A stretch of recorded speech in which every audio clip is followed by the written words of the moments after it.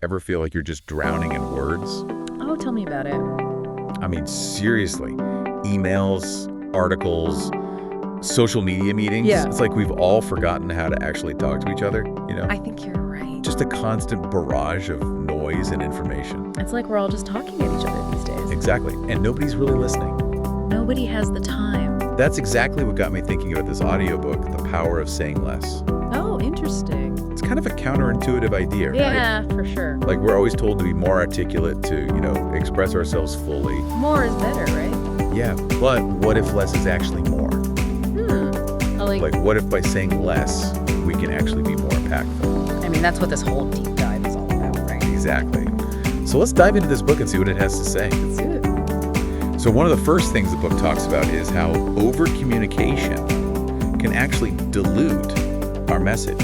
Makes sense. It's like, when you're in a meeting and someone just goes on and on and on and on. Yeah. And by the end, you're just like, My brain is fried. what are they even saying? Exactly. It's like all that information just goes in one ear and out the other. Well, there's actually a psychological reason for that. Oh, really? Yeah, it's called cognitive overload. Cognitive overload. Basically, our brains can only process so much information at once. Right. And when we're bombarded with too much, Mm-hmm. it's like we just can't keep up. Yeah. And so we end up missing the point. So it's like trying to drink from a fire hose. That's a perfect analogy. Right. You get more water in your face than in your mouth. Exactly. So instead of a fire hose, we should aim for a carefully measured pour, I like that. giving people just enough information to digest. Yeah. And that's where the power of brevity comes in. Now you're getting it. So the book argues that brevity isn't just about being efficient. It's not. It can actually make our communication more powerful.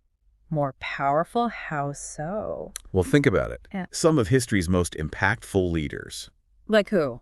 like Abraham Lincoln, for example. Okay, yeah. His Gettysburg Address Oh, yeah? delivered during a pivotal moment in American history. Super important moment. It was incredibly powerful, Incredibly powerful. but it was only 272 words long. Wow. I didn't realize it was that short. See? Brevity. It makes it memorable. Exactly. It made it memorable, and the impact was undeniable. So it's about choosing our words carefully, Yes. Making every word count, like a poet. like a carefully crafted poem. Okay, but how do we actually do that? Right. I mean, I know I'm guilty of using filler words all the time. Oh, me too. It's like a nervous habit. It is. But the book offers some great strategies for cutting the clutter. Okay. So first of all, eliminate those filler words. Like, and like. Yes. All those. I cut those out. Then focus on cutting jargon and getting straight to the point. Straight to the point. I like it. Ask yourself, what's the essential message I want to convey? So simple, yet so effective. It is. Now, here's something that really intrigued me. What's that? The book talks a lot about listening. Listening. Yeah, we're talking about saying less, Mm-hmm. but it really emphasizes the importance of listening. Well, why do you think that is? It seems a little counterintuitive, right? It does. But when you think about it, Okay.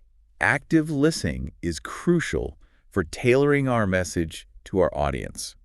That's true. When we truly listen, Uh-huh. we understand their perspective, their needs, their concerns. We get where they're coming from. Exactly. It's like gathering intel before you launch a campaign. So instead of just broadcasting our own message, Yeah, we need to tune into the other person's frequency. that's a great way to put it. Thanks. But how do we become better listeners? Well, that's the million-dollar question, isn't it? It is. I'll admit, sometimes my mind wanders during conversations. Me too, especially if it's not a topic I'm super interested in. Exactly. But the key is to be present. Present And and engaged. engaged. Okay. Pay attention to their nonverbal cues. Nonverbal cues, like what? Are they leaning in? Okay. Are they fidgeting? Mm-hmm. Are they making eye contact? Yeah. All those little things. Okay. And ask clarifying questions. Clarifying question. Not just to get your point across, Right. but to genuinely make sure you understand their point of view. So you're actually trying to understand what they're saying. That's the goal. Okay, I like that.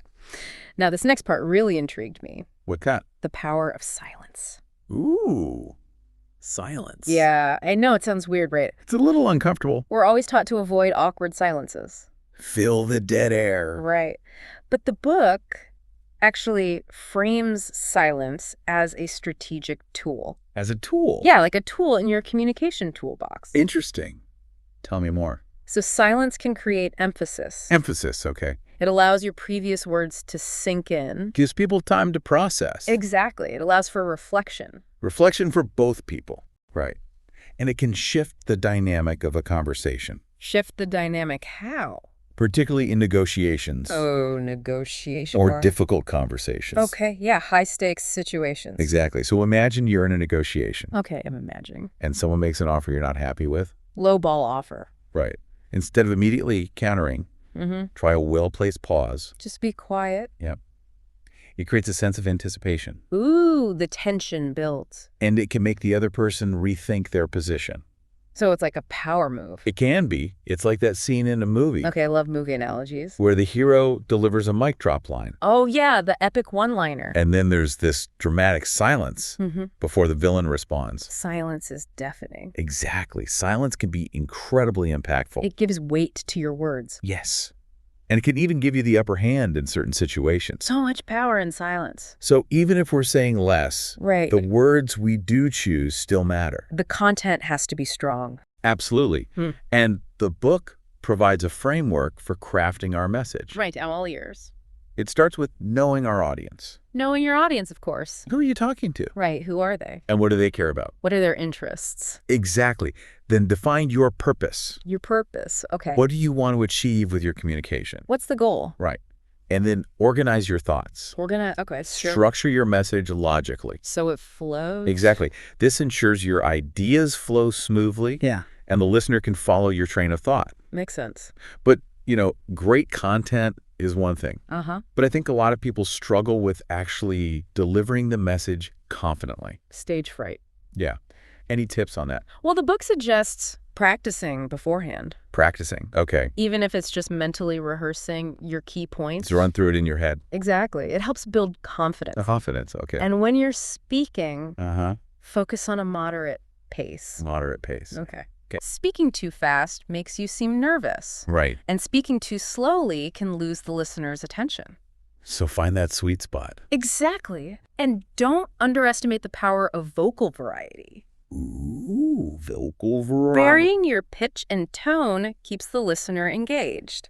Right. It's like listening to music. Exactly. You don't want to listen to a song that's just one note. Monotone, boring. Right. You want those highs and lows. The dynamics Exactly. brings your message to life. We've talked a lot about words, but what about the unspoken part of communication? You mean like body language? Exactly. Our body language can actually reinforce or contradict our words. Even when we're being concise. It's like that saying, actions speak louder than words. A classic for a reason. Think about it. Okay. If you're telling someone yes, but you're shaking your head no, Mixed signals. which message are they going to believe? Definitely the head shake. Right. The book actually tells this funny story Oh, I love a good story. about a job interview Okay, job interview, high stakes, where the candidate was saying all the right things, saying all the right things. but their slouching posture Slouching, and lack of eye contact not looking at the interviewer. totally undermined their message. Oh, no. They were saying, I'm so excited to be here, but their body was saying, get me out of here. Yikes. So even with fewer words, we need to make sure our nonverbals are aligned. Congruence, that's the word. Your words and your body language should work together. To convey your message effectively. Okay, this has all been super insightful. I'm glad you're enjoying it. But how do we actually apply these ideas in our daily lives? That's the real challenge, isn't it? It is. Can saying less really help us be more effective? I think so. At work, in our relationships, Everywhere. just in general. Absolutely. So the book gives a bunch of real-world examples. Lay it on me. Okay, so think about meetings. Oh, meetings. We all have them The bane of my existence. by encouraging concise contributions Getting to the point. and discouraging rambling. No more tangents. We can make those meetings much more efficient and productive. Shorter meetings, everyone wins. Exactly. No more 2-hour meetings that could have been a 5-minute email. Please, no more of those. Or think about giving a presentation Presentations, okay. by focusing on key takeaways The main point. and delivering them concisely. Short and sweet. You'll make a stronger impression on your audience. People will actually remember what you said. What about those high-pressure situations like job interviews? Job interviews, nerve-wracking. Instead of rambling, Don't overthink it. take a moment to compose your thoughts Pause and breathe. and then answer directly and succinctly. Confidence is key. It projects confidence and competence. And it shows you respect the interviewer's time. And it's not just in professional settings, right? Nope. Even in our personal relationships. This is where it really matters. Being a better listener, Active listening. and choosing our words thoughtfully Think before you speak. can strengthen our bonds Build stronger relationships. and prevent misunderstandings. Avoid unnecessary drama. And when conflicts arise, Because they always do. imagine using silence strategically That silence thing again. instead of reacting immediately. Take a breath. Choose your words carefully Be intentional. and respond thoughtfully. Wow, this has been a real eye-opener. Right. I always thought more was better. Me too. But sometimes less really is more. It's about quality over quantity. Being intentional and impactful with the words we do choose to use. So this whole deep dive has really got me thinking. Me too. It's powerful stuff. And it leads perfectly into the challenge the audiobook leaves us with. Oh, a challenge. I like it. They ask, what's one area of your life where you could benefit from saying less and meaning more? That's a good one. Maybe it's in your work meetings, Could be. your personal relationship. Or even just your own internal dialogue. Exactly.